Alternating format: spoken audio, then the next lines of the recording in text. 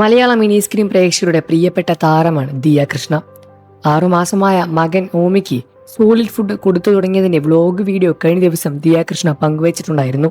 Video വൈറലായപ്പോൾ ഏറ്റവും കൂടുതൽ വന്ന വിമർശനം ഒരു ദിവസം തന്നെ ചെറിയ കുഞ്ഞുങ്ങൾ എല്ലാ ഭക്ഷണവും പരീക്ഷിച്ചു എന്നത് തന്നെയാണ്. വിവിധ ഫ്ലേവറുള്ള ഭക്ഷണം കുഞ്ഞിന് നൽകുന്ന വീഡിയോ ദിയ കൃഷ്ണ വ്ലോഗിൽ ഉൾപ്പെടുത്തി പങ്കുവച്ചിട്ടുണ്ടായിരുന്നു. ഇപ്പോഴത്തെ ആ വിമർശനങ്ങൾക്ക് മറുപടിയുമായി എത്തിയിരിക്കുകയായിരുന്നു ദിയ. പല ദിവസങ്ങളിൽ ഷൂട്ട് ചെയ്യാത്തതിനെ പ്രേക്ഷകർ കണ്ട വ്ലോഗും ഒരുമിച്ച് കുഞ്ഞിൽ നിന്ന് ഒരുപാട് ഫുഡുകൾ പരീക്ഷിച്ചിട്ടുള്ള എന്നാണ് ദിയ പറഞ്ഞത്.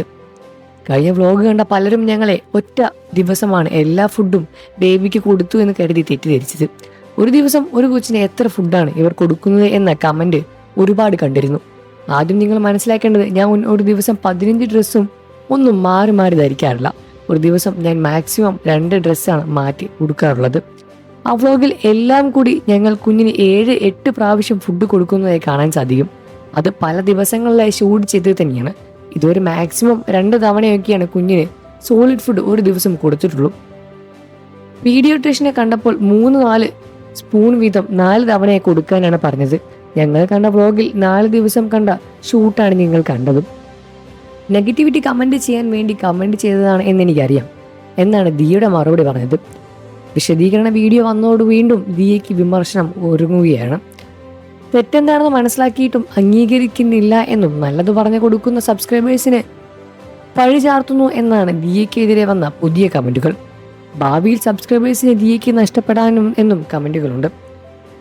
കൊടുക്കുന്നതിലുള്ള വിമർശനം വന്നതുകൊണ്ടും അശ്വിന്റെ അമ്മ നിർമ്മിച്ച ഏത്തയ്ക്കപ്പൊടി പോലുള്ള കുഞ്ഞിന് ദിയ നൽകി തുടങ്ങി.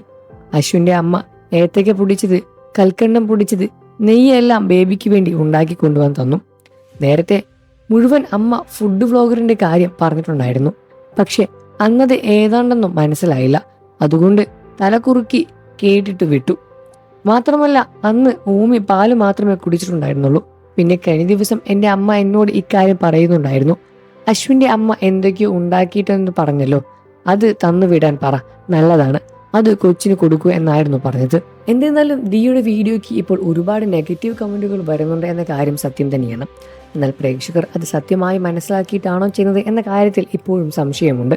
നിങ്ങൾക്ക് ദിയ കൃഷ്ണ ഇഷ്ടമാണെന്ന കാര്യം വീഡിയോയ്ക്ക് താഴെ കമന്റ് ചെയ്ത് പറയുക. വാർത്തകളും വിശേഷവും എത്രയും പെട്ടെന്ന് അറിയാൻ നമ്മുടെ വീഡിയോ ഒന്ന് ലൈക്ക് ചെയ്ത് ചാനൽ സബ്സ്ക്രൈബ് ചെയ്ത് സപ്പോർട്ട് ചെയ്യണം ഫ്രണ്ട്സ്.